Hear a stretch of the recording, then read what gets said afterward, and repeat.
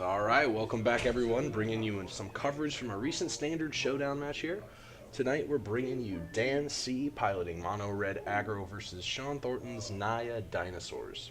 I haven't seen Sean Thornton on camera yet, so this will be his first time up against, I would say something of a challenge from the Mono Red Aggro deck, but it depends on whether that Dinosaur deck can find any of its ways to skip turn 3. It's got a couple ways to do that between the Odepec Huntmaster, Kinjali's Collar, and of course Drover the Mighty. Yeah, lots of great ways to get that Ripjaw Raptor out there. And once that card hits the field, it's going to be a lot harder for Red to sneak in damage, and it's going to nullify a lot of his burn spells, too.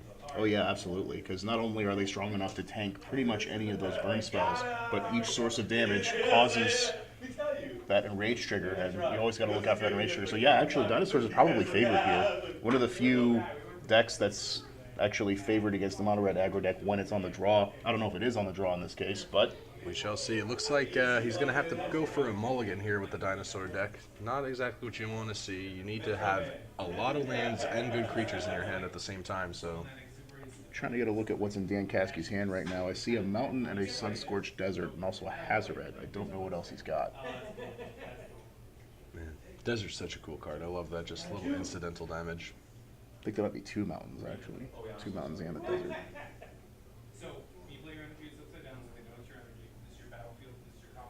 Alright, and let's see if this mulligan treats him any better than the first hand. Alright, and I see a Ripjaw in his opening hand. That's definitely a good start as long as he has a way to get there. Also see Commune with Dinosaur, so as long as he's got a greed source, he can get just a bit greedy. Alright, he's going to keep it. If he didn't scry, he should have scryed. But... yeah, strange. He also didn't commune. Yeah, so maybe I'm wrong about the Commune. Alright, he gets in for 1 damage with the Fanatical Firebrand, the wannabe Mog Fanatic of Standard. In some situations, it might actually be better. Yeah, the only real difference being that a Firebrand has to tap itself to do it. Yeah, so it can't like attack and sacrifice.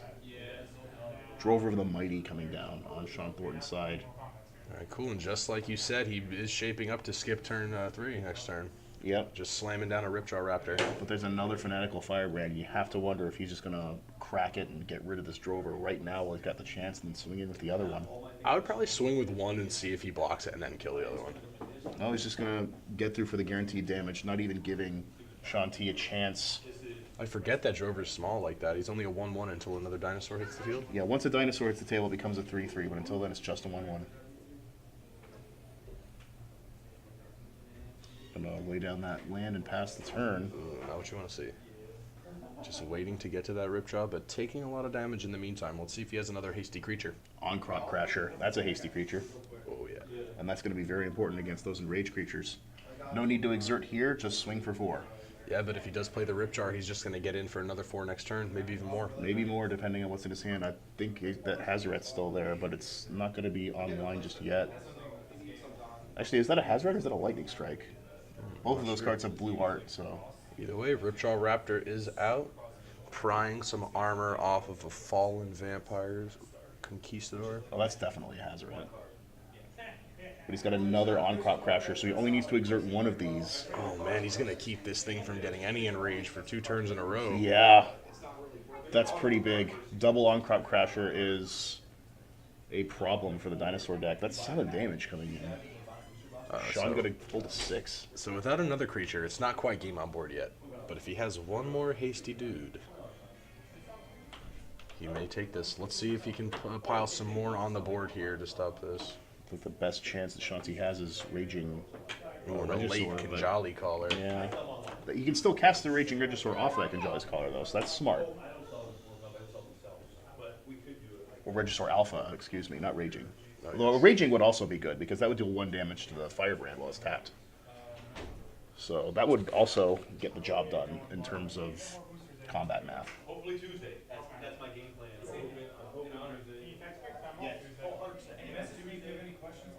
I'm actually taking the test to be a judge. Caskey explaining what the on-crop crashers do.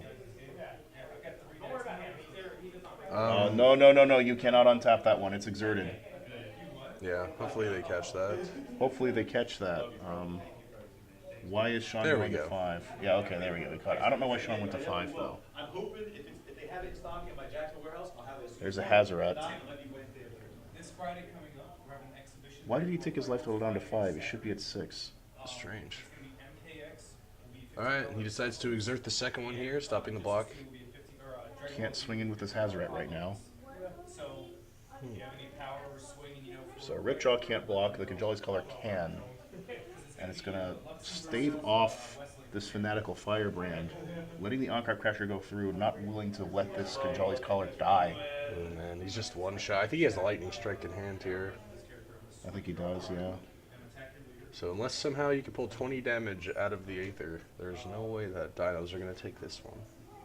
oh, when this guy swings, sorry, I forgot this. Still trying though. Tapping out. When this card attached, draw one card. It's a Carnage Tyrant, but that's unfortunately not going to help here. Too little, too late. All Dan has to do is untap, discard a card to Hazaret, and it's game. Draw, and we each take one card from our hand in battle area and drop them into the drop area. Hand. Yep, they're already resetting. Alright, entering scoop phase. And Red doing what it needs to do best there. So glad they caught that Yeah, this rolling problem with the exertion. exert trigger, yeah. That's So- why a really easy thing to do, I've seen some of our players do, is they kind of like pull their exerted card out of the sleeve a tiny bit. Yeah, if you don't have any sort of like die or marker or one of the little cardboard exerted things that came in the Amonkhet packs, then you can just pull it out of the sleeve a little bit like you do with the eternalized cards, well, the quote-unquote eternalized cards from the Scarab God, Yeah. and that'll mark which ones have that value. I have never seen anyone use those little cardboard things. That'd be pretty funny. Oh, I have. Really? Yeah, I used to play Mono Red back when it was Ramen Up Red. Oh, cool. So- You used them? Yeah, so I use them for Oncard Crasher and How do Glaber you all the time. How do you use them? So, What do you like? Just keep them in a sleeve or something? no, I keep them in the scabbard of my deck box. I've got this nice Ultra Pro deck box, Oh, remember? okay. Yeah, yeah. So you keep them in the scabbard along with all your dice. So when you exert your Oncrop Crasher or your Glorybringer, you pull out the little cardboard thing, you put it on top, and then when you go to your untap, you remove it. And so now you know the next time it'll actually be able to untap normally, but you just Makes remove sense, it and don't makes untap. sense. It's like phasing that way. Oh man, that'd be hilarious when they make little. If they ever bring back phasing, we get little inserts for that. I don't know. There was one commander deck that got printed not too long ago that had a card that phased out all permanents you control. Teferi's Protection. Really? Yeah, it's got some nice art by Chase Stone on it. It's showing in the old stories from like 10 years ago, maybe longer ago. Teferi phasing out his home city of Zalfir To save it from ruin. to save it from ruin, but because of the events of the Time Spiral story, he couldn't get it back, so now it's just an empty void, and that's represented in one of the lands that's going to come out in Dominaria, which was also drawn by Chase Stone. It's literally the same scene, just with no Zalfir there. It's just a bunch of clouds. Oh, cool. And the card itself's really Is that good. colorless art? Colorless mana? Yeah, yeah, the card's really good too. It's an untapped scry land. It only taps for colorless, but it comes in untapped, and you get to scry one when it comes in. That is really good. See, people will probably sleep on the power of Scry. Yeah, I could see this card being showed up in Modern in those colorless Eldrazi decks with Serum Powder.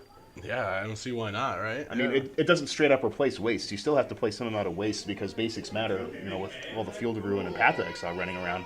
But I could foresee it showing up like maybe in place of Scavenger Grounds. Yeah, it's good. I mean, the only usage of Scavenger Grounds in that deck is really to just exile your Graveyard Eternal Scourges. Or use it against your opponent. But it looks like both of the players here had to mull down to 6 now. Like Scavenger Grounds could still show up in the sideboard too. It shows up enough in the sideboard in Modern, or in Standard, excuse me. So if you still have use for it, if you still have use for any of those other utility lands that maybe aren't as good as Zalfir and Void, Yeah, you can always shunt them to your sideboard. I think that land's going to be one of the promos, too. I'm not sure for what. But it's, We were looking over some of the contents, but Dan's going to open up with the Bomat Courier. I'm just excited about it. You know, the Vorthos part of me is excited about it because it has that connection to that Teferi's Protection card. Yeah. Just showing Zalfir never coming back.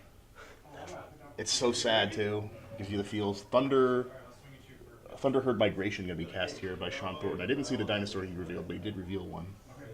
Yep, it's going to help him mana ramp here yet again. Another way to skip turn 3. Oh yes. There's Shaker Kenra. Sean Thornton going to get that white source as he takes 3 from the Kenra and the Bomat Courier. Gosh, man. I think Courier is just an insanely powerful card. It's mind-boggling how that thing can just replenish your hand after just blowing out your opponent. Yeah, but it's strongest on turn 1, and Dan is holding a second copy that he opted not to cast in favor of the Earthshaker Kenra. Which I kind of find strange. I would be more prone to holding Kenra in my hand to get that block ability later out. Sean going to tap out. He's got their Ripjaw Raptor. But as we see here, it really doesn't matter. Kenra's not going to be able to stop Ripjaw from blocking until he's eternalized. Well, Sunscorched Desert. Does he have the On-Crop Crasher again? I think he does. We'll see. He's willing Soulscar Mage at least. Being stuck on 1 red is not good. Just runs out the other courier. Yeah, and Soulscar Mage. I don't really know if you're in a place to attack right now. No, you're definitely not. You just pass. He's thinking about it. I mean, you could squeak some damage by, but okay. He's going to go for it. Not with the larger Boa Courier, because you can't sacrifice that. Shanti indicating now that the Earthshaker Kenra's stun ability will not work on the Ripjaw Raptor. The top card will be exiled, and it'll stay exiled forever. It's a And block, draws a card. Dan, Dan will not be able to look at that card again until the game's over. The mystery, the tension, it's mounting. I say that line is from Pokemon Stadium. The tension is mounting. We should bring in the NBA Jam announcer for this. Oh my god. He's on fire! No, literally, he's on fire. Soulscar Mage. Yeah. Wow. Okay, we need to get a soundboard. We could turn this into a wacky like AM radio show in no time. Commune with dinosaurs. Gotta find something here. Already whittled down to 12 life. Emphasis on whittle, though. I don't know what kind of gas Dan Kasky might have to back up these early plays, which haven't really been too impressive, although they have already chipped away at Sean's life total. So what is Red gonna need to deal with the Ripjaw Raptor? It's pretty tough. Besides On-Crop Crasher, there isn't much. I mean, Glorybringer can fly over its head. Or I guess an Eternalized Kenra. Internalized Kenra. Hazaret can win a trade with it, although it will give Sean a card.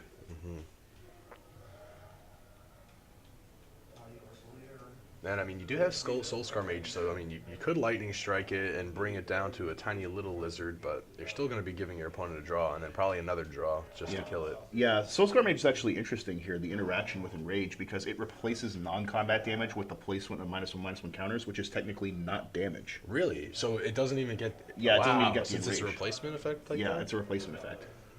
Super cool.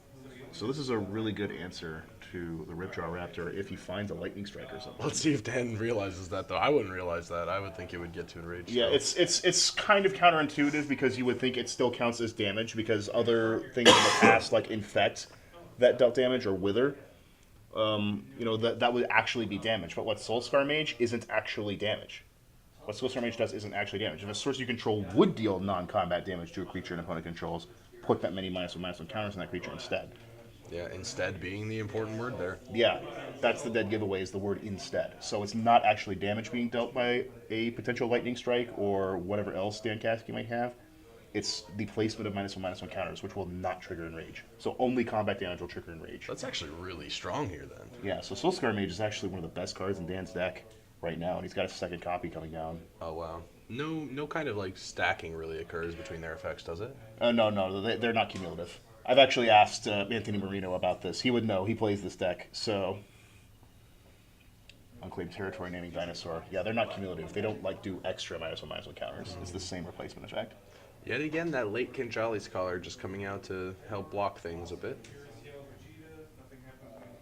Sean just going to have to play defense to this Ripjaw Raptor for as long as he can. Hope Dan keeps top decking dead. He does find a 5th land. Oh, decides to pop it. See what he can find. Yeah, get some more gas. Why not? Maybe you find a 6th land in there to eternalize that Earthshaker Kenra, which would be pretty big. That'd be a very big turn if he can get that, and Sean does not have anything else to block with. Man, and Red just seems to be running out of its steam here. Oh, On-Crop Crasher. That's good. Super helpful. But is this the turn to do it? He's going to go Yes, ahead and it do it. is. Exert. Ripjaw Raptor will not be up to block. Only Kinjali's color can block. And So, she will block the Earthshaker gonna take camera 5 and everything there. else through. Yep. Go to 4. Ooh, things are not looking good for Sean Thornton. All of a sudden, On-Crop Crasher and that Beaumont Courier cash paying dividends. This is where you need like Vernon Sun's avatar here to start gaining some life back. Let's go. I underestimated the weapons that this mono red aggro deck has against enraged triggers, because I thought enraged would be one of those things like, oh yeah, it walls the red deck completely, but no. Stun effects, Soul Scar Mage, all important. And hey, if he's got Glorybringer, that's flying too. Truly leaves Ripjaw Raptor hungry, malnourished. Let's see what he's got. Hash Up Oasis comes down. Don't know how much that's going to help though. He can only crack that at sorcery speed. So it's not like he can use it on the Conjali's Collar on the blocking end. And he cannot really be offensive, cannot afford to be offensive whatsoever right now. So that Hash Up Oasis is going to have to sit there and do Oh nothing. man, it has nothing to cast with it. Does Sean have any gas at all? And Hazaret hits the field. Ugh. And that's just going to trigger Scoop Phase. He Scoop has him no up. answers. Scoop him up. Dan Caskey is going to sweep this match 2-0. Ready to go, showing the power of the mono red aggro. It's going to be a challenger deck for a reason, folks. Yeah, get your Hazarets now. Get your Hazarets and your Chandras. They're coming. Well, everyone, thank you for tuning in. Hope you enjoy the standard coverage from our standard Showdown events. Please like, comment, subscribe, and let us know what's your favorite deck to play in standard in the comments. Have a good day, everybody.